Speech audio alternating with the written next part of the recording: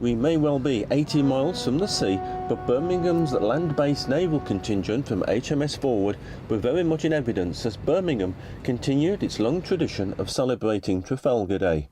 That's the nearest Sunday to October the 21st, the day in 1805 when Nelson led the British to naval success against the Spanish and French navies off the southwest coast of Spain near Cape Trafalgar. Nelson's success once again gave the British supremacy over the seas, reopening trade routes with the rest of the world, which had dramatic effects on the economy of the country. Birmingham people were so impressed that the city became the first in the country to raise funds through public subscription to erect a statue in honour of Nelson and his achievements. And that's been in the Bullring since 1809. He'd visited Birmingham in 1802. He'd stayed at the Styles Hotel in Union Street, which is where House of Fraser now is.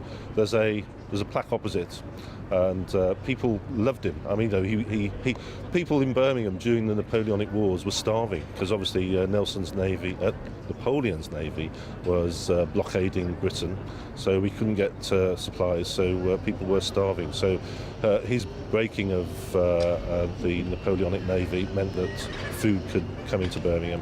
So when he came to Birmingham in 1802, end of August, beginning of September, he'd come from Worcester with Sir William Hamilton, his friend of his, and Sir William Hamilton's wife, which is obviously also his mistress. So it was an interesting menage a trois. So he came to Birmingham. They were fated.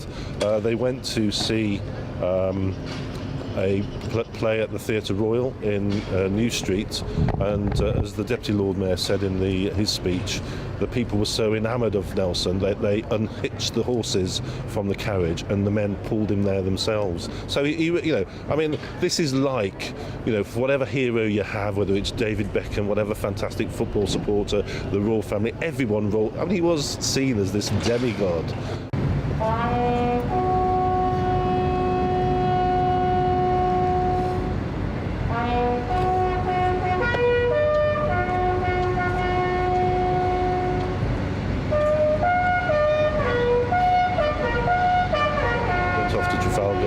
Sadly was killed. But what that did in terms of Birmingham was that it paved the way for the Navy's supremacy for the next 100 years. And then you thought, well, how has that got to do with Birmingham? Well, two things. First of all, there was men on board every ship at Trafalgar from Birmingham. So Birmingham men fought in that battle.